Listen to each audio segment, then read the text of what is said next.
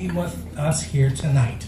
Now, when we asked her which Hollywood monster she would choose to be, she said, serial killer Aileen Wuornos from the film Monster, only because it starred Charlize Theron, and I'm the spitting image of Charlize Theron.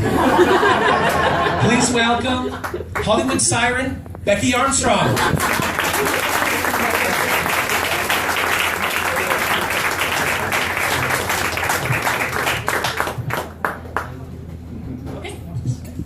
Okay, so people can see me? Because I can't see you.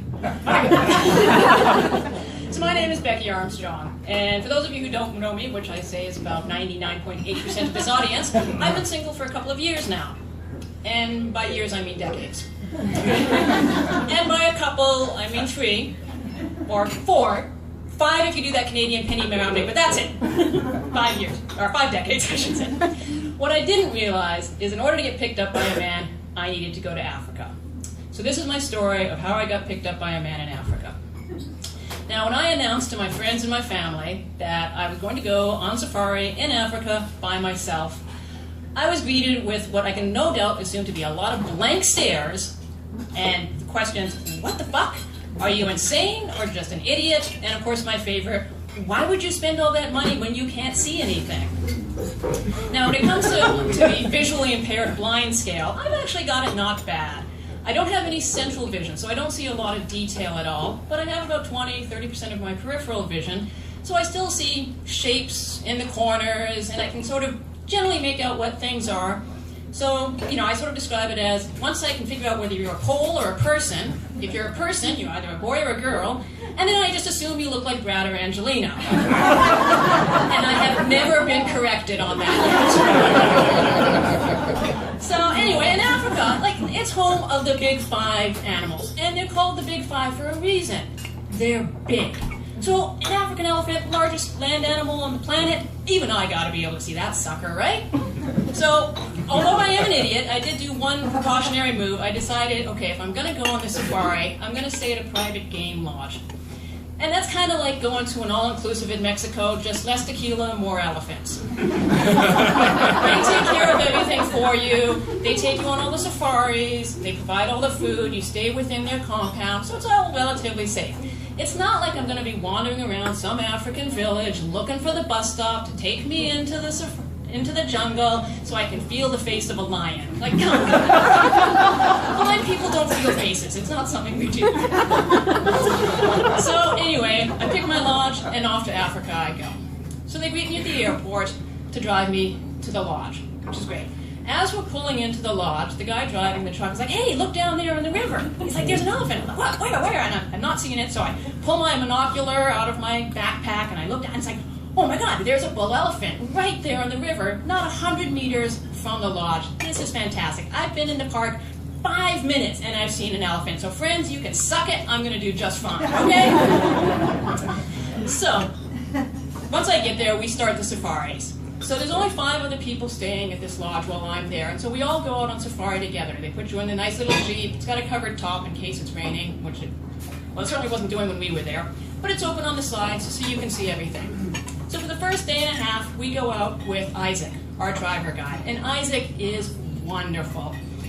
He's this older gentleman, probably my age, and he's just got this calm, gentle demeanor about him. He's just this rich baritone voice, and his knowledge of the animals and the fauna and the history of Africa is just fascinating and just amazing. And of course, as I said, I don't see a lot of detail. So in my mind, I'm envisioning him as Sidney Poitier. And for those who don't know Sidney Poitier, he's your mother's Denzel Washington. So we go out with Isaac. First day and a half, all 6 of us go out, and we see almost everything. We see 4 of the big 5. We see giraffes, elephants, zebras, lions. We saw a herd of water buffalo, rhinos. It's great. And when I say we, I mean the other 6 people in the bus. And I see most of it. But I'm having a great time. This is fantastic. On my last full day there, the other 5 people have left. They've either checked out or gone to the park. Doesn't matter. It means I get Isaac in the Jeep all to myself for a whole day. So this is fantastic. Isaac knows I'm visually impaired and I'm not taking everything in. So he knows on this day he can really spend the time that he needs for me to actually see the animal. So if we need to spend 10 minutes by a watering hole looking at an elephant, we can do that. There's nobody else in the Jeep saying, okay, let's move on, let's see more things. And he doesn't even need to waste his time on the little things, because I'm not going to see those anyway, so he can just keep driving. So anyway, we go out for our afternoon safari, and we get to this creek. And Isaac spots something on the ground, so he's like, he hops out, which he does occasionally, hops out of the Jeep to look for animal scat, tracks, whatever, to, see what's out there.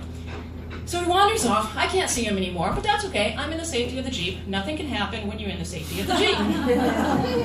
Anyway, a minute or two later, Isaac comes back and says, come with me. And I'm like, what? He said, come with me. And I'm like, why? And he says, there's a hippo in the watering hole over there. And I'm like, two things.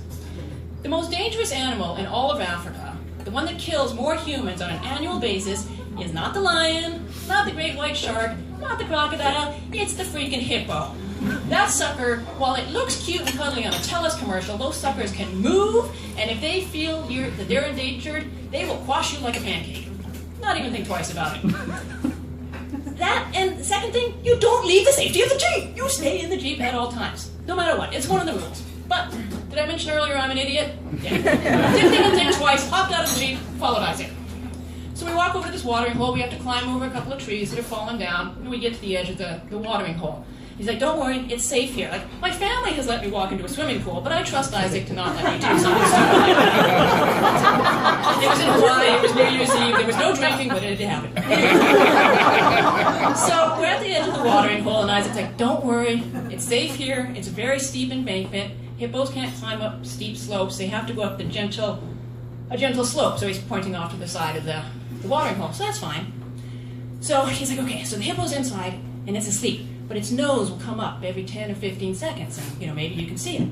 So I'm looking, and I for some reason, I think crouching down gives me a better photo angle. So I crouch down on the ground, hold up my camera, and I wait. And I wait. And I can't see this. And it's not a tiny nose. This is a freaking hippo nose. But I can't see it. So I'm hoping, well, maybe in one of my photos, I'll be able to see it when I get home and get it really big on my computer. So anyway, it's all quiet, sitting there waiting. All of a sudden, wah, wah, wah, and I'm looking over to the side, and there's Isaac with his hands around his mouth, making the strangest noise I've ever heard. And I'm like, Isaac, what are you doing? He's like, oh, don't worry, hippo mating call. I'm like, okay, because if he's having some kind of seizure or a heart attack, I'm screwed. I have no idea where the closest hospital is, and I don't even know where he's put the keys to the Jeep. So, anyway, thankfully he wasn't having an attack. So, anyway, I crouch back down again, and he tries this a couple more times, still no hippo. So I'm like, that's too bad. We tried. Anyway, but I'm still crouched down, just waiting. And then I hear this rustling in the bushes behind me, and I'm like, oh crap. We're in the middle of the savannah of Africa. What the hell is coming up behind me? So I sort of still crouch down, but I turn around and look. And there's Isaac, and he's picked up this large stick, and he's starting to drag to the watering hole. Before I can sort of even register what the hell is going on, he's poking the stick in the watering hole at the hippo. All of a sudden, like an alien bursting out of an astronaut's chest, this hippo erupts out of the watering hole, its mouth wide open. I swear I can see tonsils and smell hippo breath. It's that freaking close to us. And before I can even stand up, Isaac has dropped the stick, turned around, grabbed me by the waist, picked me up, and started doing the 110-meter hurdles back to the Jeep. So he's facing the Jeep. I'm still looking towards the hippo, trying to figure out if it's following us, but I can't see. So anyway, we do make it back to the safety of the Jeep, obviously, because I'm here to tell this story. And once the hysterical laughter died down, we did realize that Isaac, in his infinite wisdom, was correct. The hippo couldn't get up the steep embankment we were on. He did have to go up the gentle slope. And once he got up there, we were far enough away. We're safe. So we actually went back to where we were, and I got some photos of him out of the water, and it was great. And then we got home.